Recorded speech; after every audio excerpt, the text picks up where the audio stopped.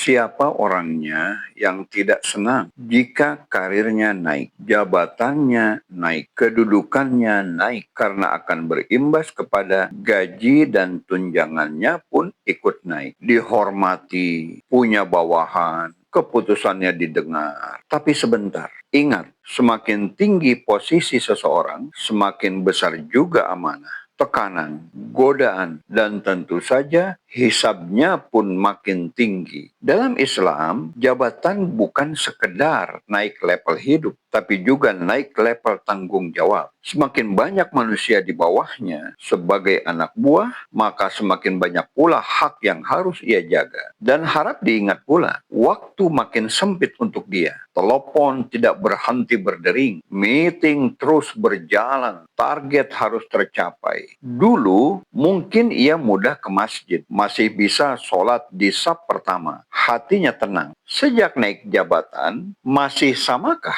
Atau mungkin makin meningkat ibadahnya? Atau malah hubungan dengan Allah perlahan melemah? Awalnya telat berjamaah karena meeting. Lama-lama sholat di akhir waktu. Lama-lama hati menjadi keras karena terus memikirkan target-target dunia dan ibadah dilalaikan. Peluang zolim makin besar. Ria dan ujub lebih mudah masuk. Inilah dia. Jabatan naik, maka ujian pun juga mulai naik. Makin lalai beribadah. Rasulullah Shallallahu Alaihi Wasallam pernah mengingatkan bahwa kepemimpinan itu amanah dan bisa menjadi penyesalan di hari kiamat bagi orang yang tidak menunaikannya dengan benar. Tapi ingat, bukan berarti semua jabatan itu buruk. Ada juga orang soleh yang makin tinggi jabatannya justru makin tawadu, makin dermawan, makin menjaga sholat berjamaah, dan memakai kekuasaan untuk menolong banyak orang. Itulah yang luar biasa berat, tapi sangat mulia. Jadi, ukuran sukses dalam Islam bukan semakin tinggi posisi, tetapi apakah makin dekat kepada Allah? Apakah ibadah makin baik? Apakah makin bermanfaat bagi orang banyak? Tapi jika amanah tidak dijaga, sholat berjamaah hancur, hati penuh dengan dunia, bawahan terzolimi, maka itu sebenarnya alarm bahaya, bukan sekedar pencapaian.